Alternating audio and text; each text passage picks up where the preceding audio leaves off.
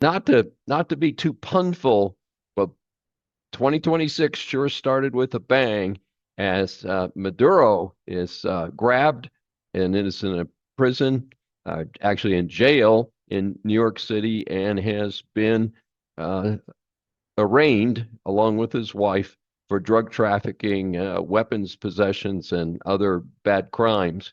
So a lot remains to be seen. I want to give a special shout out to Pete Hegseth, who's, of course, been criticized from time to time, mostly by the whack liberals, but the execution of pulling Maduro out of there was flawless. Now, the initial reports made it sound like, they just ran in there in the middle of the night, grabbed him, and ran out.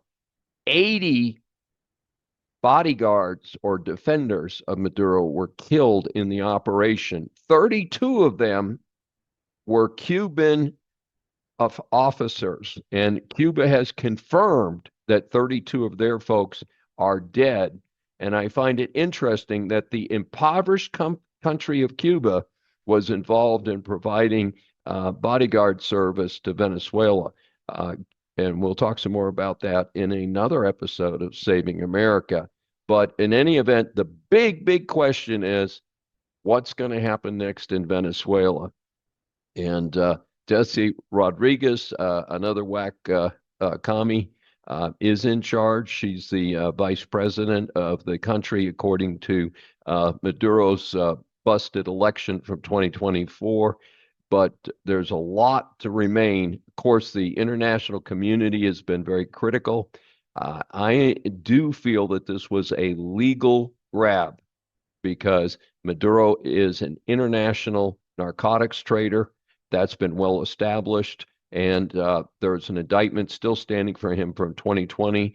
I do not believe he's the legitimate president of Venezuela. And therefore, this was not an interference with the country's leadership. In fact, it's an attempt to install leadership that has been wrongfully refused opportunity to take office.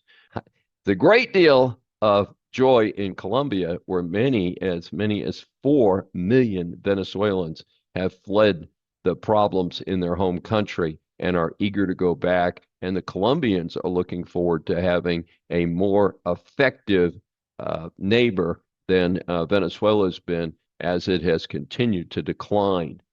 This is Dr. David D. Schein for Saving America. Please subscribe on your favorite platform.